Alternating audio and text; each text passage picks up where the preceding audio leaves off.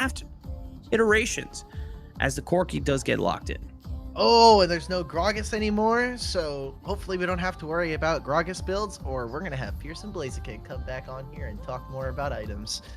So we'll see what happens there. Jace also doesn't look like they're going to be trying to go for that same pick. I would be surprised to not see an engage support on in Lebmon's hands. That has almost always been his kind of forte and one of the best things that we talk about when we have seen him play. So don't think we're going to get much out of the ordinary there. Maybe Lebmont wants to show Jackie how it's done on the Gragas. But other than that, I think the teams are relatively the same in terms of identity, right? Like, we still have a Kaisa and a Fiora on the side of Puddi. On the opposite, we have this Ornn and Corki. So if we are talking about those ultimates, they're going to be very impactful. But right now, I'm giving over that edge to Puddi just because we've already seen them execute on this comp, and I don't think much has changed unless we see some kind of gameplay shift. What would be the difference maker here for MohLIEVERS? And I mean, we already know that JAMCo feels confident in the Corki running back with, whether it is the same build as Blaziken and Pierce, both criticized for taking too long for scaling on up. Maybe JAMCo shifts it on up so that it is something that hits a little harder in that earlier mid-game spike. Cosmic did run Vladimir, but it was, once again, another champion that takes a while to ramp up to. And with the bans being taken off the side, no Vi for Molly. So this seems to be the next best jungle option for him in the Aatrox. Interesting. So we saw how kind of chaotic this last game was, where what I loved about Puddi's comp is that they could really play on two different ends. You had so much ability to engage, but also there was a ton of disengage thanks to having something like the Alistar. Here with the Aatrox, they just want to get into the thick of it. I think a little bit of a problem here for the side of MohLIEVERS is how melee and kind of low range they can be. Corki being some of their longest range, the Swain being a small identity shift where they do want fights to go very long, and now you're setting up Zed to actually be that kind of person to knock down all of the pins that you've set up. But if things are going to stay the same, I mean, we have the Jace again here for starting, and Molly, as long as he's able to get items, he can go for a sort of bruiser build that is very difficult, I think, for the side of MohLIEVERS to get through. So Puddi, while I think they don't have the same amount of engage, they still have a relatively very strong team composition, and I'm very interested to see if we get more of the same of what we got, especially because we have the Zed back into the jungle and Cosmic with a brand new champion here in mid. As you said, Dimitri, much bigger focus on extended fights here for MohLIEVERS. Something that the Swain can do once you just pop the ultimate.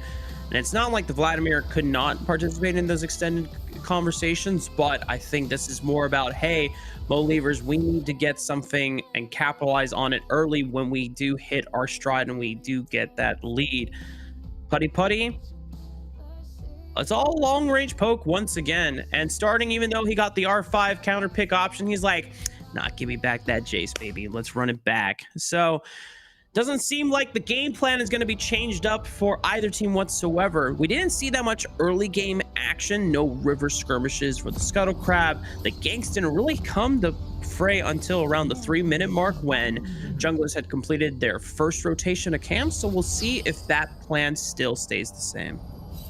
Yeah, we got a little bit of that action towards the bottom lane where we saw JAMCo and Jackie trading summoner spells with their counterparts. I think that'll be really interesting if we can see a little bit more of that, just because I think Thresh is a lot more televised as when we're going in, and if you land that hook, you get the flay in as well. There's also a very good lantern that we can use to try to get Fillet Fish into the action. That'll be something we have to watch, as both of our mid laners now at half HP. I love that we're seeing Lebmont immediately move in. They get mid priority, and especially because both of these guys have Ignite, that is something that they have to look out for. That actually helps a lot in that early lane phase, because Cosmic was trying to bully starting and had the advantage with the shorter cooldown timer on that range. Oh my god. So now he's called on Jackie and gets level 2 as well from Dragon Lane, and that's the immediate flash burn by starting. All right, trading the flash for, the support's flash in order to get startings. if we can see a bit more engaged, if we can see something of a setup for this bottom lane or for this mid lane, I think this is something that they can revisit. But for the time being, I love that we got to see MohLIEVERS use that priority from bottom lane. You know that Lebmont was in mid, so you saw that Gume had to back up, get to seed the wave, and just allowed for them to grab that trade. If they can't actually make anything come of this, I think it's kind of like a cool, that'll be something we talked about. Bottom lane, however, Gume finds a 1v2 and then ends up still trading, but this wave is fine. I mean, Lebmont's going to be able to catch this, and that's a really good start for them because we already saw how good Gume was beforehand, and now with an early lead, with him being able to grab at least the first blood, I'm interested to see what else we can get from this, because remember, Dragon was so important in that last game. Yeah. Kind of honestly huge. I don't know how Gume was able to pull off the 1v2 against JAMCo and Jackie there. Both summoner spells were grown by the carries. The fact that Lebmont is now shadowing, this is not a great spot for JAMCo, as the Serrated Dirk means that it looks like he's going to go for that collector rush again. So there's that early spike, but then we'll see if there's a differentiation on how much more he can capitalize. But he knows that JAMCo doesn't have flash from before, and that's an easy body slam flash to capitalize. And look at that. I mean, Lebmont just finds it. There's a kill that just happened in mid lane. A solo kill coming out from Filet. That's that no flash chase that we were just talking about.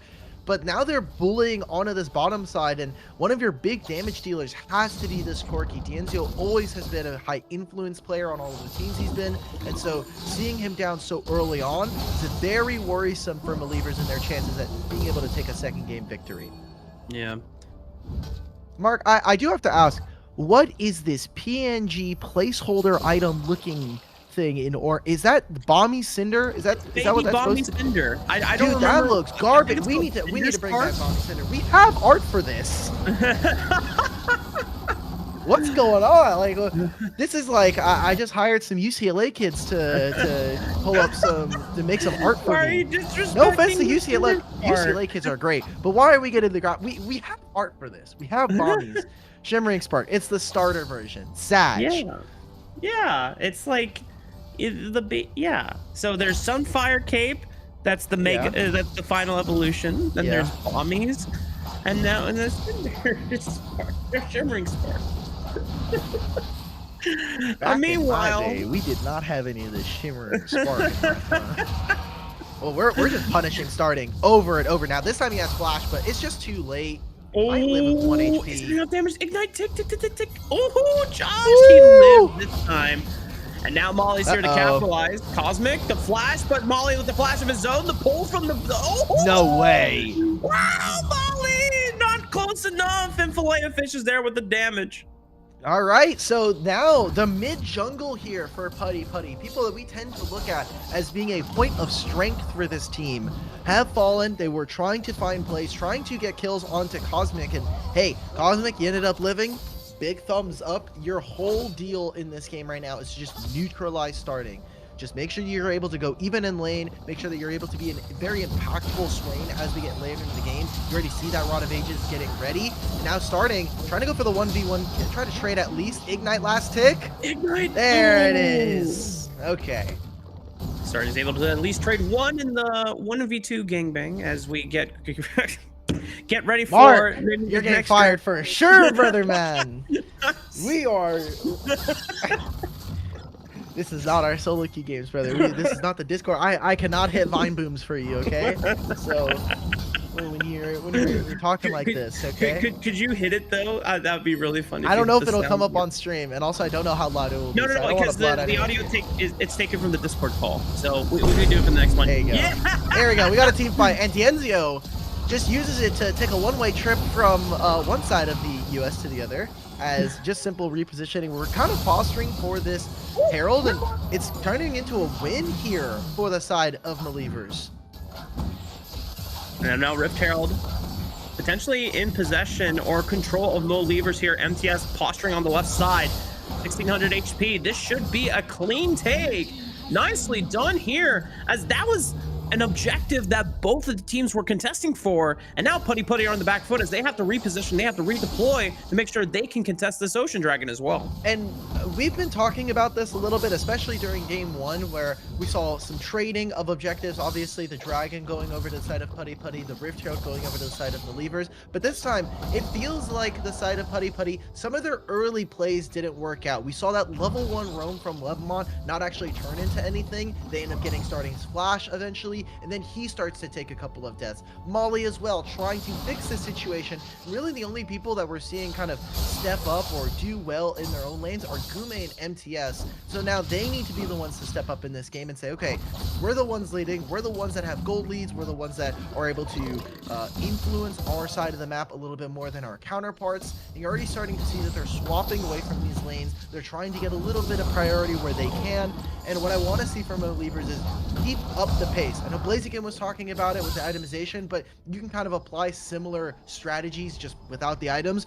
Make sure that you're staying on top of your opponent and you're applying a pressure, because the moment that you let up, we've seen it time and time again from different iterations of this roster from Puddi, but they will find ways. There's enough experience between the 5 of these guys that they should be able to work their way out of any situation.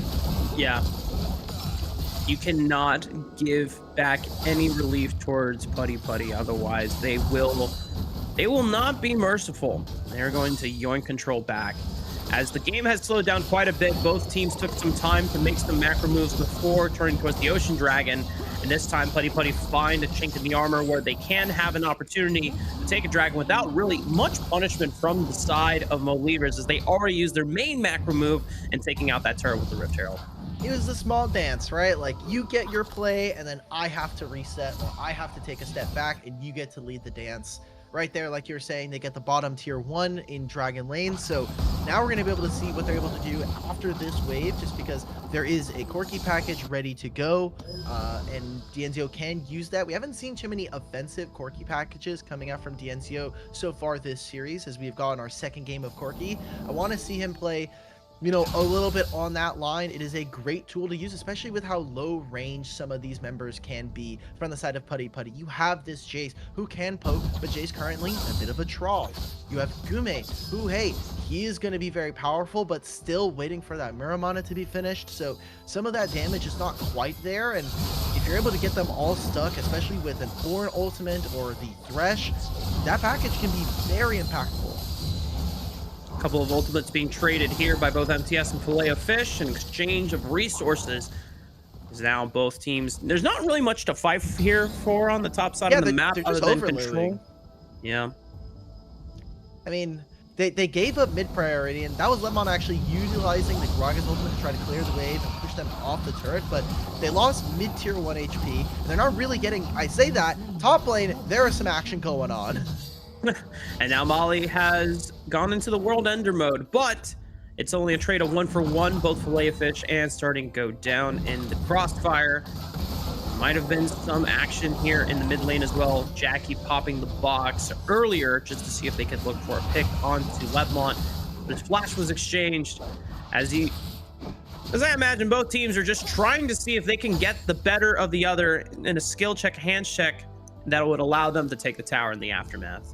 MTS needs a little bit more vision, or at least some priority coming from another lane in order for him to push. You already saw right there, he gets a ward into the tri-brush there for Dragon Lane, but he doesn't feel very comfortable to push much further than that, even though he is playing this Fiora. He needs a few more items before we're going to start to see that Fiora 1v9 moment, but he had priority of mid lane. Maybe he could have pushed a little bit more if they're able to have their support roam in, but we obviously saw they spent a lot of their time in that top side play with the mid jungle playing that out. So right now we're kind of waiting for MTS. We were talking about how important we could see this Fiora be if this game goes late, if they're going to play the sides. It hasn't really come true, as we're constantly seeing, because they are behind, they're not actually, from the side of Puddi, able to exert their pressure onto the map. Right now, trying to find some damage. We saw that fight in mid. They're whittling away at the HP bars, and Jackie is going to be that one to go down. And now they can move in and start to get vision and start to put themselves on the map.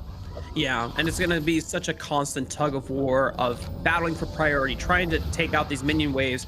But starting... Uh-oh. I don't believe that he was ready to take a face full of Cosmic. as the demonic ascension gets right up into his business. And without starting, that is going to call upon Lemon to try and defend the remains of this tier 1, as both Cosmic and the rest of the cavalry are trying to make sure that they can knock him down. This is a big problem now for the side of Puddi. MohLIEVERS are doing a perfectly fine job. They're going to be able to grab this Baron lane tier 1. I was really worried that the minions were going to be imposters there and not try to end the turret, but they end up grabbing that. And so now with 2 tier 1s gone on the opposite sides of the map, and specifically now with one of those carries that we had talked about starting being behind, you're looking at Gume to really kind of step up as we get into that midsection of the game, 30 seconds before either objective is going to be spawning. And it is an Infernal Dragon. Everybody wants to be there for that fight, and there's now no flash for the Swain. I mean, maybe a flash coming up here for Gume as well. These are really important summoners we need to be taking a look at. And for Puddi, if they want to get back into this game, if they want to try to have a strong enough foothold, they really need to contest here. Yeah, the Cosmic is going to have to fix this wave first before he can make his way on over to the Dragon Pit. Taking a bit of time right now. Already, Puddi are already in position in mid lane, trying to jockey for priority. Jackie poking and prodding, seeing if any of these spells do land, as now Puddi starting to eventually bully their way into the river. Jackie is trying to hold control as well, but now Puddi have control. Okay, look at what's happening though. We're talking about the poke of starting a Gume versus something like a Corki and the Swain. It's just unmatched here for Puddi. They are losing out a little bit on the map play for looking at what's happening in the Dragon lane. That wave is going to start to slowly bounce back, but look at how much damage they're getting.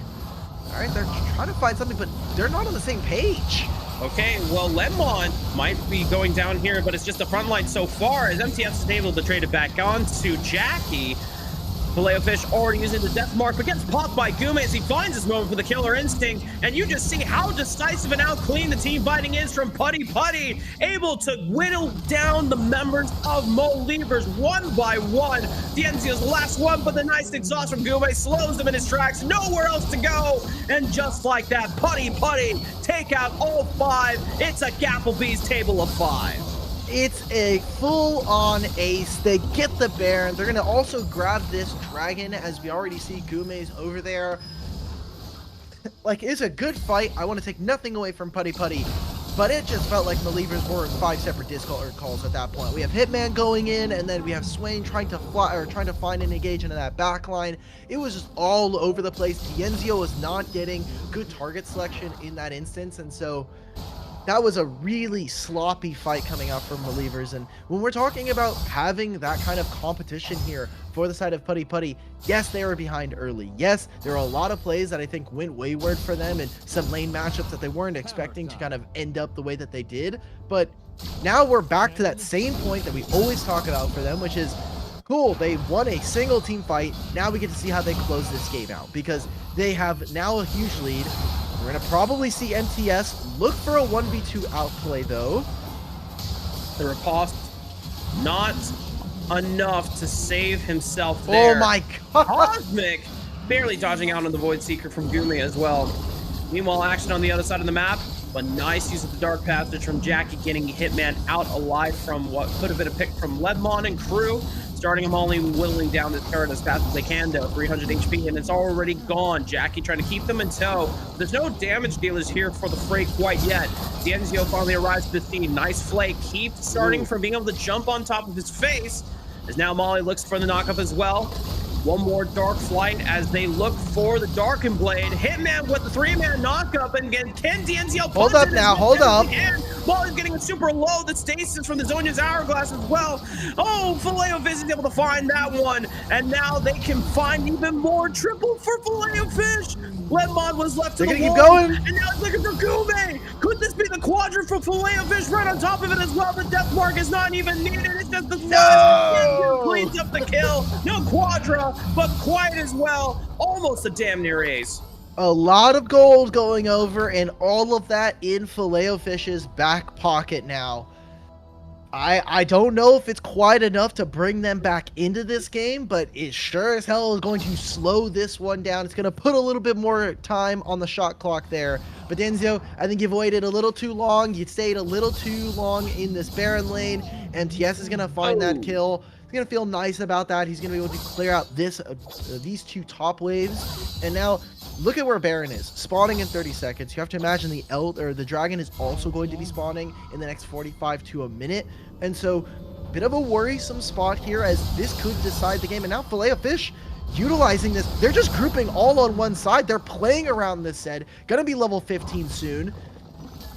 Rafa, we may have a game on our hands. It all depends on if Filet-O-Fish can actually deal damage here. A full black cleaver done thanks to the Ornn for the Zed, so he just gets to stay out on the map. He gets all of those stats.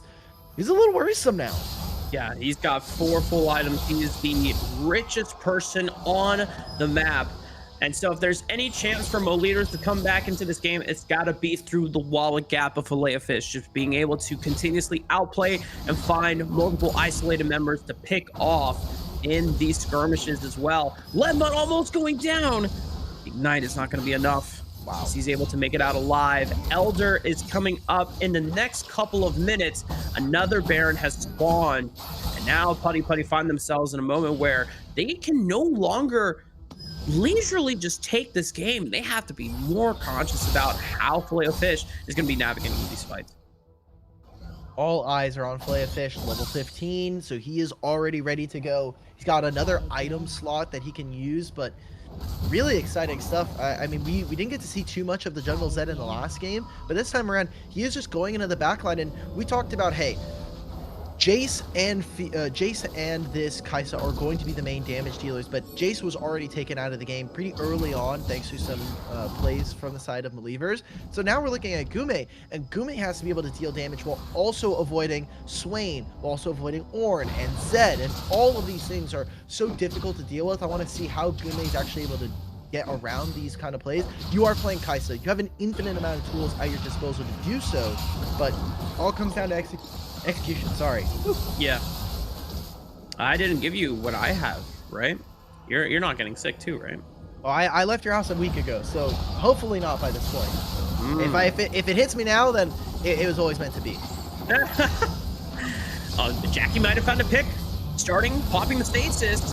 Gonna give him a moment's reprieve. Hitman, multiple knockups into the back line, but starting gets traded up by Jackie. 1 for 1 so far. Molly's leading the charge. Gume going in with the killer instinct, finding Hitman, forcing Dienzio to flash. Mullen with the flash on his own, and now Filet-O-Fish is all up to you, brother. But can you pull off a miracle? As I don't think it's gonna be happening anytime soon. Filet-O-Fish gonna get chunked out by that Void Seeker. And now there's a moment for Puddi to see if they can look to ram this in.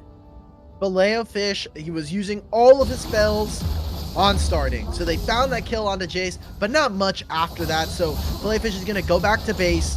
Does have the ultimate, so he can find one. Zhonya's is available for Gume. That's just it. That's the game. Oh, man. He finds one more to let him up, but one more ain't gonna cut it. Puddi will advance to the grand finals of the JAMCo Gaming Void Series. As MohLIEVERS, a valiant attempt, a valiant effort, but unfortunately it's still not enough for them, as they will still have a chance to contest in our 3rd place match. Yep, that'll be happening tomorrow, but yeah, that was the scoreline does not, I think, tell how close that game could have been. I think the gold graph is probably going to do a better job of that, but even then, they found that one team fight ace. They stayed ahead in gold for the rest of the game, even with the Zed actually finding all those kills. So it's kind of unfortunate. It is something that we talked about in the draft of the first game, where Zed has a very tough job of being able to assassinate multiple different targets. And while the ability haste can be there, it's just a lot to do. And we've already seen how good Gume is in this Dragon Lane position. So kind of a tough task, a tall order to fill, and it kind of comes up short. Yeah, and we got to get our analysts to chime in as well, as this does conclude the series. And what are our main takeaways here, starting with Blaziken? I mean, there's a lot to talk about in this game, because, like, you guys are talking about what happened in the late game, you know, Gume obviously going just insane in how he wants to play the game. But, like, we've got to remember back to the early game, right? We see early a very quick 3-person mid-NA brawl, as is the classic. Starting is forced to flash, and that lets that Zed get a lot of that wallet advantage that you guys were talking about through that game. However, the thing that I want to highlight is I think that's really the only time that MohLIEVERS took full advantage of what